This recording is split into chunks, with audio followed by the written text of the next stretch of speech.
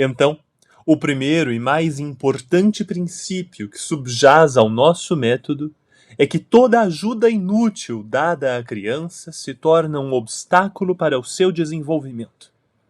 Isso não é só filosofia, mas um fato ao qual damos fundamental importância.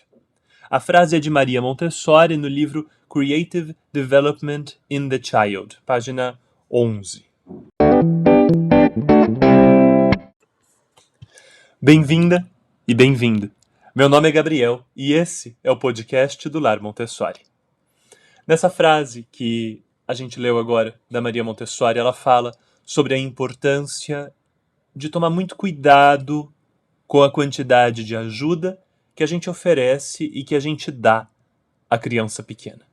Esse é o primeiro episódio de uma série de episódios do podcast do Lar Montessori em que a gente vai ler junto e conversar sobre frases da Maria Montessori. A gente vai começar pelo livro Creative Development in the Child, vamos passar pelo livro Educação e a Paz e passear por mais algumas obras da Maria Montessori.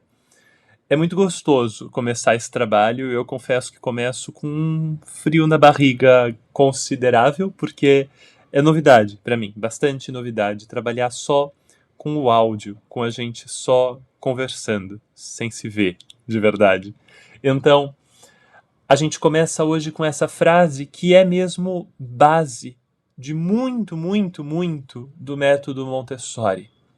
Qualquer ajuda desnecessária, não é, dada à criança, qualquer ajuda inútil dada à criança, se torna um obstáculo para o seu desenvolvimento. Essa ideia se assenta, se baseia numa outra ideia, de que a criança desenvolve a si mesma, de que o adulto não consegue desenvolver a criança, não é o adulto que coloca para a criança qual é o caminho para o seu desenvolvimento. Não é o adulto, por exemplo, amarrando os sapatos da criança que a criança aprende a amarrar os sapatos. Não é o adulto penteando o cabelo da criança que a criança aprende a pentear o cabelo. Não é quando o adulto mostra qualquer coisa para a criança que a criança aprende a fazer as coisas. É quando ela faz as coisas que ela aprende a fazer as coisas. Quando o adulto faz, tudo que a criança aprende é que o adulto consegue fazer, né?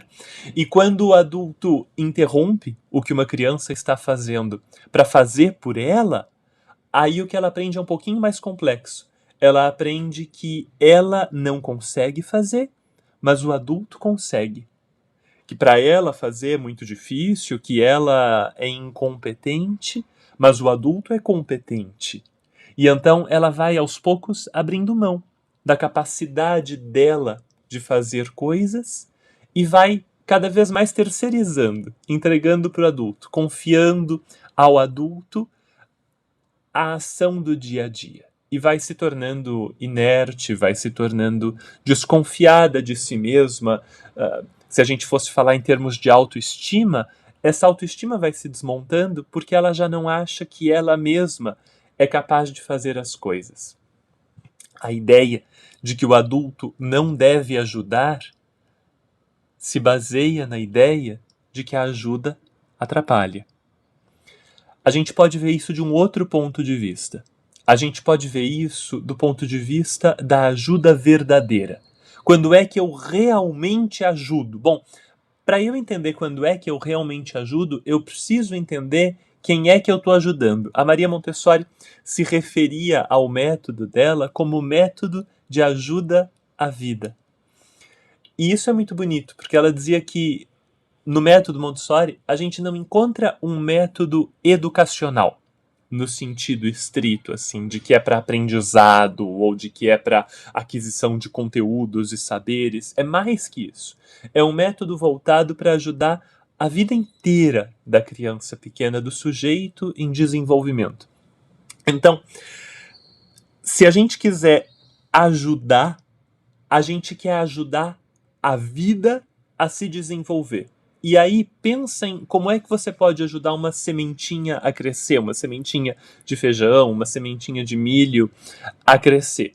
Você coloca ali num lugar adequado, num ambiente adequado, para essa plantinha brotar. Então, uma sementeira, que é bem protegida, é quase como um berçáriozinho de plantas, de sementes, né? Ou você coloca em um lugar bem iluminado, de preferência né? Assim, protegido e iluminado e úmido, né? Numa terra bem nutrida ou num algodão bem molhado no comecinho, né? E aí essa planta começa a brotar. Se você tenta apressar essa planta, aí não dá certo, né? Se você tenta apressar, se você tenta desmontar a semente, ali abrir o feijãozinho à força, o que acontece é que não funciona, a planta morre. A planta fica fraca, desprotegida e morre. Para que ela cresça bem, ela precisa fazer o trabalho inteiro sozinha. Se você pensar num ovo de qualquer ave, a mesma coisa acontece. Se o passarinho está ali dentro se formando e quando ele está quase pronto para sair, você vai lá, quebra o ovo e tira o passarinho lá de dentro, não dá certo. Ele precisa fazer a força para sair.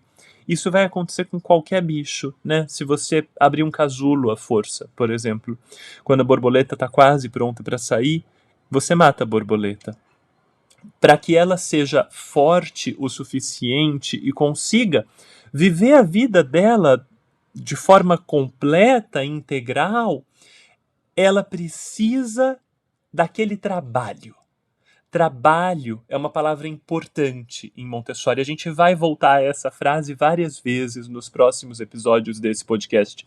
Mas trabalho é uma palavra importante em Montessori. O trabalho é o esforço que o indivíduo humano faz, que a criança, o adolescente, até mesmo o adulto fazem, na direção do seu próprio desenvolvimento, na direção de uma vida inteira, de uma vida completa, de uma vida plena. O trabalho é sim esforço, o trabalho envolve força de vontade, e esse trabalho, nas palavras da Montessori, é um trabalho voltado para dentro, é um trabalho que eu faço no mundo, usando as coisas que o mundo oferece, mas ele é voltado para dentro. Então, por exemplo, uma criança que abra e feche uma gaveta muitas vezes. Essa criança está usando o mundo, ela está usando a cômoda, a mesa de cabeceira, o gaveteiro, abrindo e fechando a gaveta muitas vezes, mas o objetivo desse trabalho não está na cômoda, nem no gaveteiro, nem na mesa de cabeceira. O objetivo desse trabalho está dentro. A criança quer aprender a usar as mãos, ela quer aprender a puxar com os dois braços ao mesmo tempo. Ela quer aprender a mover o corpo dela para frente e para trás, abrindo e fechando a gaveta. O esforço dessa criança é feito no mundo, mas o objetivo do trabalho dessa criança não está no mundo. O objetivo está dentro dela. Então, ela abre e fecha a gaveta, não só para aprender a abrir e fechar gavetas. É isso que chama a atenção dela e é por isso que ela vai lá para a gaveta. Mas a finalidade última, profunda desse esforço dela não é abrir e fechar gavetas. É aprender a mexer os braços, é desenvolver força, é conseguir ver que as coisas desaparecem dos olhos dela quando ela fecha a gaveta e quando ela abre as coisas ainda estão lá. Elas não desapareceram para sempre só porque desapareceram dos olhos dela, da vista dela, né? Tudo isso que é um exercício físico, que é um exercício cognitivo, que numa certa medida é um exercício emocional, porque uma hora a gaveta trava e aí ela precisa destravar e rola uma frustração quando isso acontece, e ela precisa conseguir resistir a essa frustração e continuar o seu trabalho apesar da frustração. Tudo isso é trabalho. É trabalho físico, é trabalho cognitivo, é trabalho psicomotor, porque tem uma coordenação motor ali acontecendo da mente dela e dos braços dela. Ela tem uma ideia do que ela quer fazer com a mente, mas ela precisa que os braços consigam executar essa ideia, né? Tudo isso é trabalho emocional que vem junto, né? E esse trabalho que é feito usando o mundo tem como objetivo um desenvolvimento que é interior. Aí o que é que acontece se o adulto ajuda? Bom, se o adulto ajuda nesse momento, ele interrompe o desenvolvimento interior. Pensa num artista, um músico, por exemplo, que esteja tocando alguma coisa num piano, né?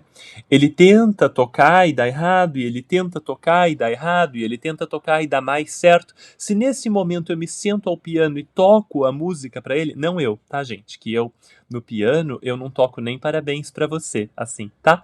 Eu desafino tocando campainha, então não eu. Mas se uma pessoa senta ali ao piano e toca para aquele músico a música inteira que ele está aprendendo a tocar, com a intenção ali de ajudar, aquilo não é ajuda, né? Aquilo de fato atrapalha. Eu mostrei a música, mas eu interrompi o fluxo de treinamento, de esforço, de repetição, de aprofundamento, né? Eu mostrei como se faz, mas no ato de mostrar como se faz, eu interrompi. Eu impedi que aquele músico, que aquele artista continuasse tentando, né?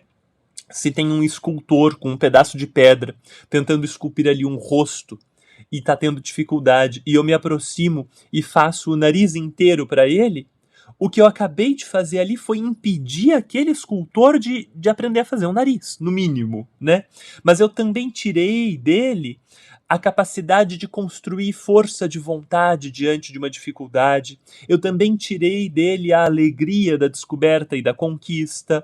Então, a Montessori diz para nós: o primeiro e mais importante princípio que subjaz ao nosso método é que toda ajuda inútil dada à criança se torna um obstáculo para o seu desenvolvimento. Isso não é só filosofia, mas um fato, ao qual damos fundamental importância. E isso ser um fato, por si só, já é de fundamental importância, porque a Montessori não está aqui fazendo poesia. Não é a ideia abstrata de não ajudar a criança, é o dia a dia de aguentar, de esperar e de não ajudar a criança. Esses dias eu li uma frase no Facebook de eu acho que era uma professora universitária, que dizia que quando a gente espera uma criança terminar de fazer o que ela está fazendo, a gente dá a ela dignidade. E tem um texto no Lar Montessori de muitos anos atrás, antes de ler essa frase e tudo, que se chama Dignidade, o maior presente para as crianças, ou Dignidade, um presente para as crianças, algo assim. Porque a gente esquece como a criança quer a dignidade, a nobreza de conseguir fazer as coisas. E eu esperar uma criança acabar é dizer para essa criança: olha, você é importante o suficiente para que eu fique aqui sem fazer nada, esperando você terminar.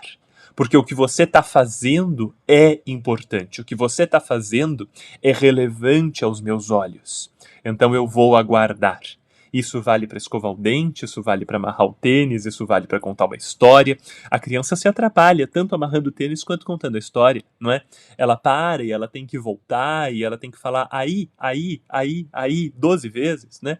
E tudo isso faz parte dessa criança construindo a si mesma interiormente, fazendo o trabalho cognitivo de construir uma narrativa que faça sentido, que seja coerente, né?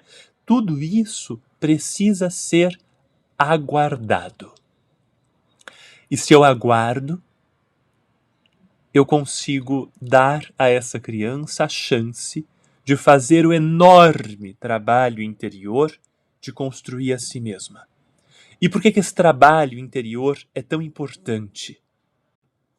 Esse trabalho que a criança faz usando o mundo, mas com objetivo interior, é fundamental porque é por meio desse esforço que a criança constrói um ser humano. Não existe nenhum ser humano que não tenha sido construído pelos esforços de uma criança. Então, se nós esperamos que a criança seja capaz de construir com a sua própria força um ser humano, então a gente precisa dar a ela a chance de fazer o esforço, a chance de fazer o trabalho. E claro, toda criança vai construir um ser humano. O que varia é qual é o ser humano que essa criança vai construir.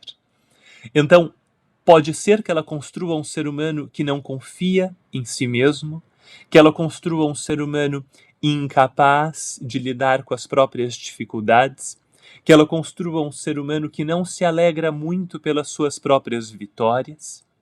Mas também pode ser que ela construa um ser humano com muita força de vontade, com uma autoestima firme, que não é aquela autoestima boba de se achar o máximo, mas aquela autoestima de confiar nos próprios esforços, sabe?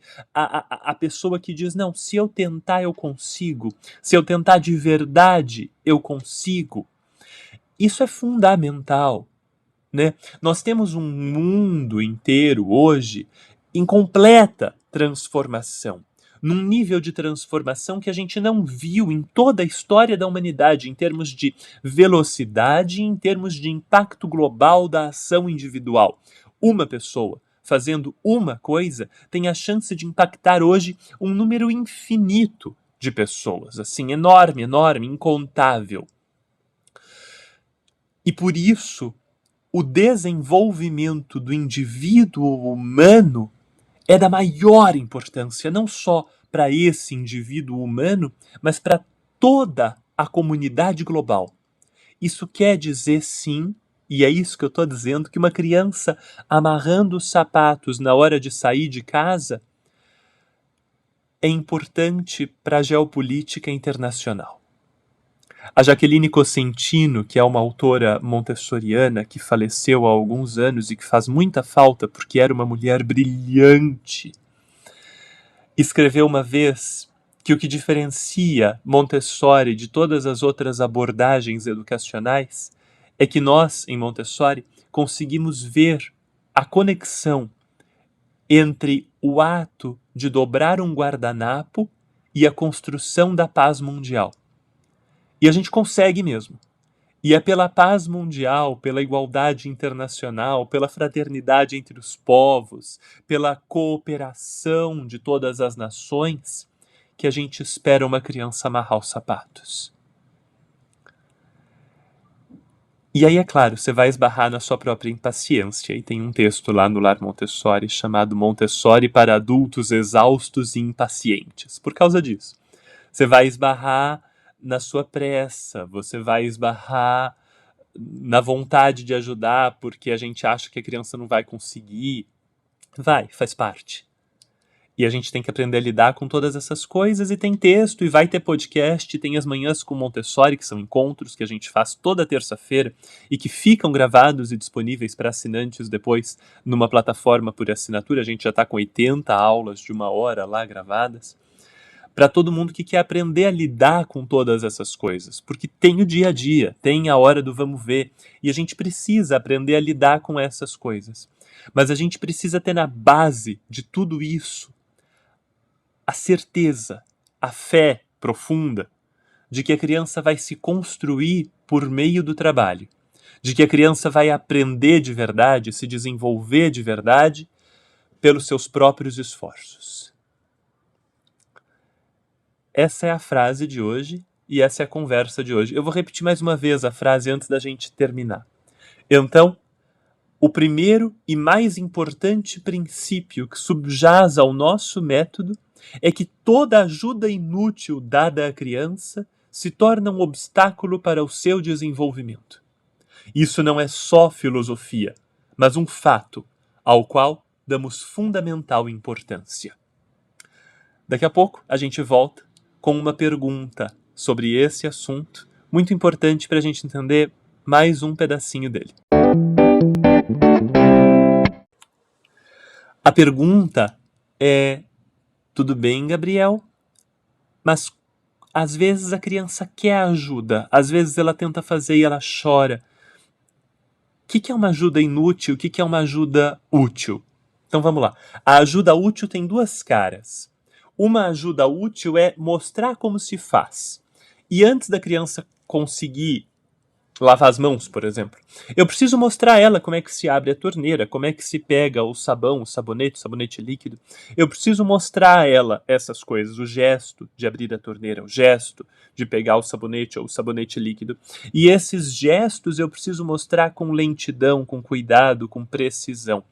E normalmente em silêncio, ou usando poucas palavras. Mas, depois que a criança está fazendo, eu não ajudo mais, a não ser que ela me peça diretamente ou que ela demonstre pelas ações dela, pelas palavras, pelas expressões, que ela não está mais confiante, que ela não está mais achando que vai conseguir. Então ela começa a chorar, ou ela começa a fazer barulhinhos com a boca, ou ela me chama mesmo. E aí, se isso acontecer, eu dou a ela uma mínima ajuda.